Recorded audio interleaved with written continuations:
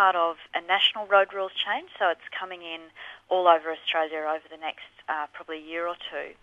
The background to it is that in Queensland there have been 4 fatalities and about 50 serious injuries over the last 5 years or so of people on skateboards, rollerblades and scooters on the road.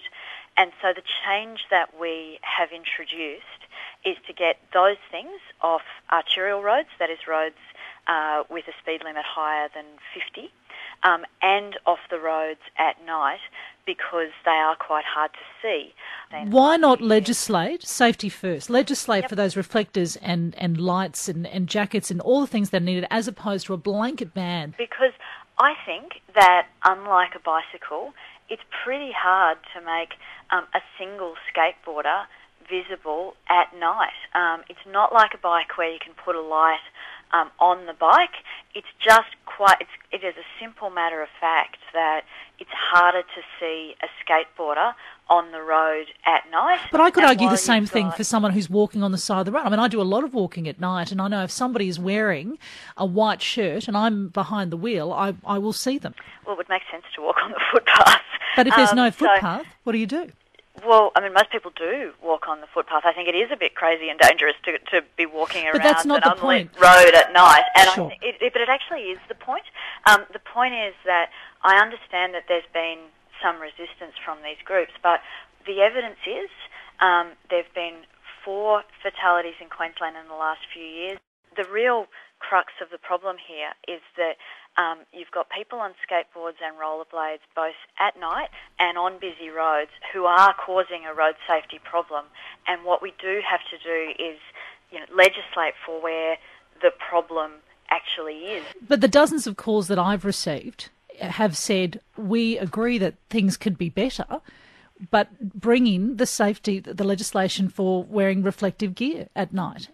Yeah, and what I'm saying to you is I think that would make some difference, but I think that it's quite simply harder to see a skateboard at night than it is a bicycle. But based on what, your own opinion or those of experts who are consulting you? Or? Well, I think it's 2 things. One is that, first, my own opinion is that that's actually pretty obvious. It's simply hard to see a skateboard travelling on a road at night, even with reflective gear, and that's kind of the simple fact of the matter. The second point is, was there expert advice, etc.? And the answer to that is yes. There was a great deal of consideration given to this both at a state and national level. This is not something that's kind of been dreamed up in the last 5 minutes.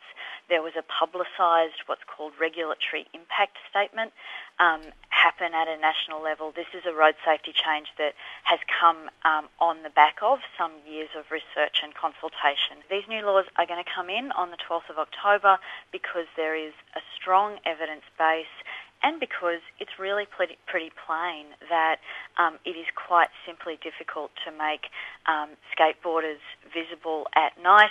And in the face of that simple fact and the evidence that people right now are being killed, I can't look at that evidence and say, oh, look, sorry, mate, but, I don't want to spoil your fun. I think that safety is the highest priority and therefore this is a change that does need to be made.